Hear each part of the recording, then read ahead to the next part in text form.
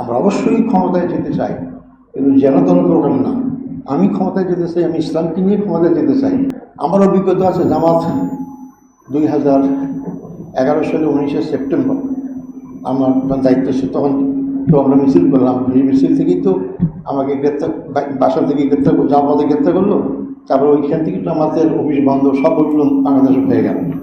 তা আমি দেখছি যে ওই সময় আমাদের যে জনশক্তি ছিল, আমাদের কর্মী সমাজ ইত্যাদি, আপনি হিসাব করে দেখেন তার কয়েক গুণ বৃদ্ধি পেয়েছে। অথচ করেছে না, অথচ কিন্তু এই 15 বছর আপনার প্রকাশে কাজ করতে পারেননি। অনেকে দেশ থেকে পালিয়ে যেতে হয়েছে, অনেকে ব্যবসা বাণিজ্য বন্ধ হয়ে গেছে, অনেকের পা নষ্ট হয়ে গেছে, চোখ নষ্ট হয়ে গেছে, অনেকে গুম করা হয়েছে, হত্যা করা হয়েছে। কিন্তু এই জুলুম অত্যাচার ইসলামিক আন্দোলনের জন্য একটা নিয়ামত। যত বেশি হয় সংগঠন তত শক্তিশালী হয়, মানুষের প্রতিবাদী কণ্ঠ হয়, এবং এই সমস্ত সময় যে সমস্ত লোকরা ইসলামী আন্দোলন যোগদান করে তারা সাহসী হয়, তারা বীর হয়, তারা ভীতু হয় না।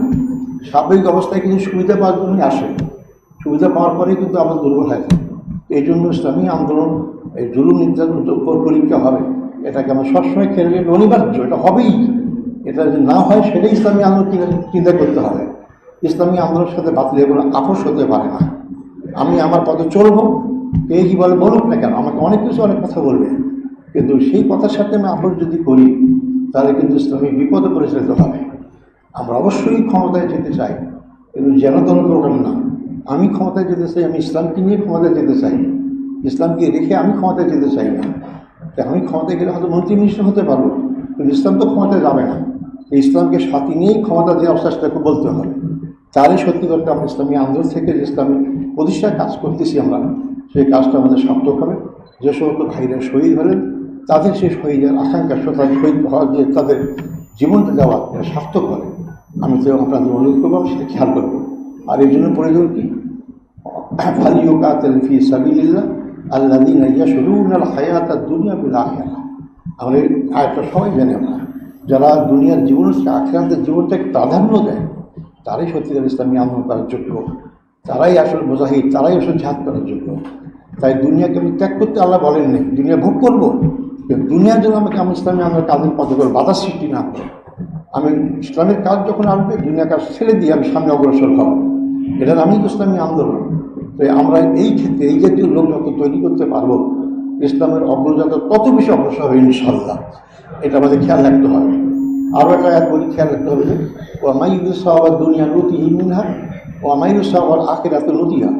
যে মানুষ দুনিয়ার কামাইয়ের জন্য কাজ করে, আল্লাহ বলছে আমি তাকে দুনিয়া থেকে কিছু দেই, কিন্তু যে আখিরাতের জন্য কাজ করে আমি তাকে আখিরাতে দেই।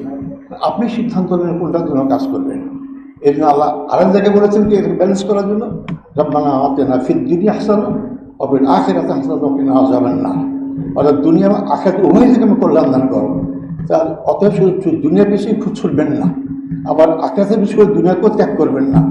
এই দুইটাকে ব্যালেন্স করে আমাকে চলতে হবে, যাতে করে ইসলাম প্রতিষ্ঠার কাজটাকে আমাদের অগ্রগণ্য হতে পারে। আমি সামনের সুযোগ দিলে আল্লাহ তৌফিক দান করলে আরও কথা বলবো, কিন্তু আমি আজকে কোনো গোস্তানের কথা বলতে পারলাম না। আমি আমাদের শহীদ ভাইদের যারা আমাদের কাছ থেকে চলে গেছেন, আল্লাহ তাদের শাহাদত কবুল করুন, তাদের সমস্ত নেক আমল কবুল করুন, জান্নাতুল উত্তম বাজার দান করুন, জান্নাতুল ফেরদৌস দান করুক। এই 36শে জুলাই পর্যন্ত যে সমস্ত ভাই বোনেরা যার যার জায়গা থেকে এই সরকারের বিরুদ্ধে আন্দোলন করে শহীদ হয়েছেন তাদেরও শাহাদত কবুল করুক। যারা এখনও পঙ্গু, আমি যেখানে ছিলাম ওখানে অনেক পঙ্গু লোক করে আছে, তাদেরকে আল্লাহ সুস্থ দান করুক, যাতে করে তারা সুস্থ জীবন পেয়ে আবার তারা বাস্তব কর্মজীবনে ফিরে আসতে পারে। এবং আমাদের যে সমস্ত ভাইয়েরা পঙ্গু অবস্থায় আছে, বিভিন্ন সমস্যা আছে, তাদের সমস্যাগুলো দূর করুক, এবং আমরা সবাই মিলে আবার এই দেশটাকে ইসলামের জন্য, বিজয়ের জন্য এগিয়ে নিতে পারি। আমি ছোট্ট মানুষের এটা ভবিষ্যৎবাণী করতে চাই, অবশ্যই 1বিংশ শতাব্দী হবে ইসলামের শতাব্দী।